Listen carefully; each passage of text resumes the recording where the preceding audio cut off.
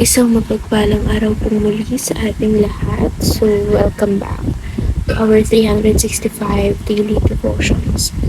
So, today is July 15, I think, and this will be our first installment. So, correction lang, medyo na-confuse ako sa date, July 15 ngayon. And since today is Monday nga, we will be having another series dahil every Monday is nagpapalit tayo ng series. So, balikan lang natin ng kaunti. Ang series natin last week or until kahapon is yung Give Yourself Fully to the Work of the Lord. So, our new series for this week is My Whole Family for Christ. So, itong bagong series na to is exciting and parang napaka-makabuluhan, di ba? Makabuluhan since it involves our families. So, for our first topic is, ayan, nakikita natin dyan. So, our verse for the day will be Joshua chapter 24, verse 15.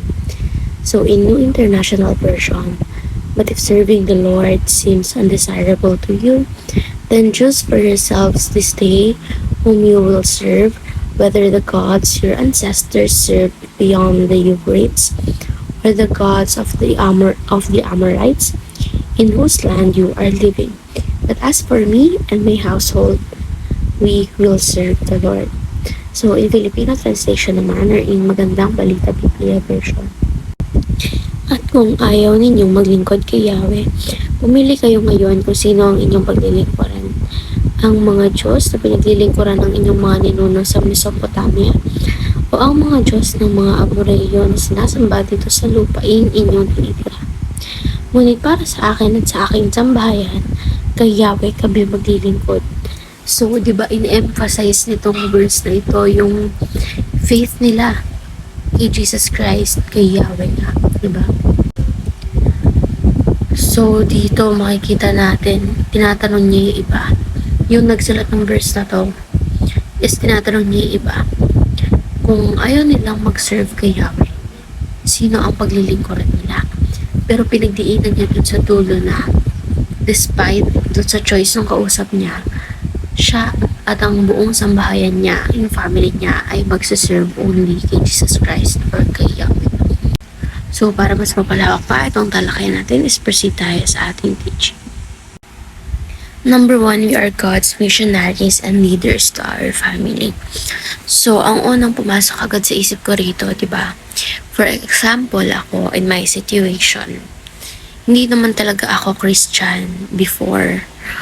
But then, halos almost na nangyayari sa buhay ko ngayon, hindi ko planado, actually. So, hindi ko planadong maging criminology, hindi ko planadong mag-aral sa school ko ngayon, but then here I am. Diba? Mas maganda yung plano ni Lord na nangyari sa akin compared sa plano ko before. And to tell you, diba nga, Catholic pa ako before, and ayun nga, nagkaroon kami ng scholarship. So, at first, syempre, scholarship lang siya in compliance, need mo umattend ng church para may allowance. But then, as days goes by, diba, napapamahal ka na dun sa ginagawa mo. And parang kulang ka kapag hindi ka nakaka-attend ng worship service. Alam mo yon, yung hindi nila ako pinilit magpabautismo, pero ako mismo yung nagpalista sa sarili ko na magpabaptize, magpa-water baptism. And look at me now, di ba? Ano na ako? Christian na ako, Christian in action, and also I am a part of a ministry inside the church, diba? Aside from the outside ministries that I have been participating on, part din ako ng ministry sa loob ng church, sa music and multimedia. So, napaka-productive lagi ng araw ko. And although nakakapagod, even though nakakapagod, thankful ako kay Lord na binigyan niya ako ng ganitong buhay, na yung plano pa rin niya ay nag-prevail sa akin, di ba? So, going back to our first teaching, kaya ako nabanggit yung kanina kasi gusto ko lang i-conclude na hindi lahat ng tao dito sa mundo may, kumbaga, nabibigyan ng equal opportunities or hindi nabibigyan ng opportunities kagaya nung nakuha ko na na-introduce ako kay God using the school, using my scholarship para sa school, di ba? So, unlike me, yung family ko kasi nasa bahay lang. Aside from my father na working and sa dalawang kapatid ko na nag-aral din. So, hindi naman sila nakaka-attend ng church dahil, to be honest, wala silang or wala kaming in general na extra money to spend para mamasahe, to go anywhere. We don't even go to malls para mag-shopping or para maggala, para kumain. So, taong bahay lang talaga kami. And thankfully ngayon, medyo bangon-bangon na tayo, di ba? Nakakabawi-bawi, nakakalabas-labas na. So, we are God's missionaries. We should start with ourselves and with our families, di ba? Kaya nga, missionaries and leaders to our families. So, hindi lang dapat tayo personally nag-grow.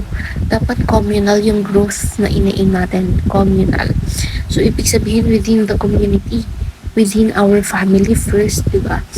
So, how are we able to disciple other people if yung family natin mismo is hindi natin mahikayat papunta sa Lord?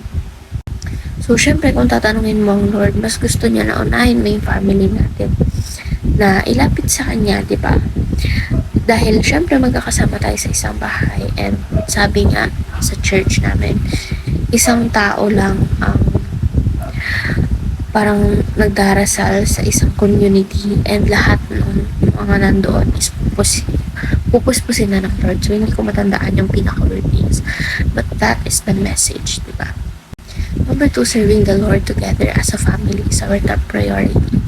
So, ito nga yung sabi ko kanina, we should not only aim for personal growth, but communal growth dapat. Isama natin yung family natin sa pag-worship at pag-serve natin kay Lord para mas lalo pa tayong mabless, diba?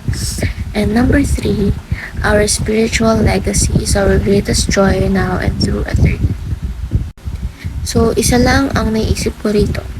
Di ba nga sinasabi ang mga kayamanan natin dito sa mundo, yung mga typical na kayamanan na alam natin, like for example, money, house and lots, cars, mga pag-aari.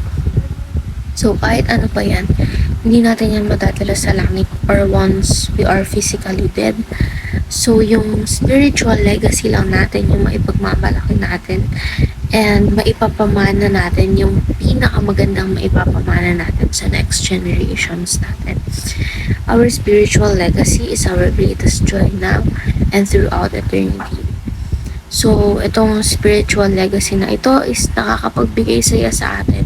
Hindi lang sa future, kundi in the present din. Kasi ako totally nararamdaman ko yan. So, compared before na hindi pa ako Kristiyano, mas less yung worries ko ngayon. And, alam mo yon, napapagod ka pero name-meditate ka pa rin, di ba?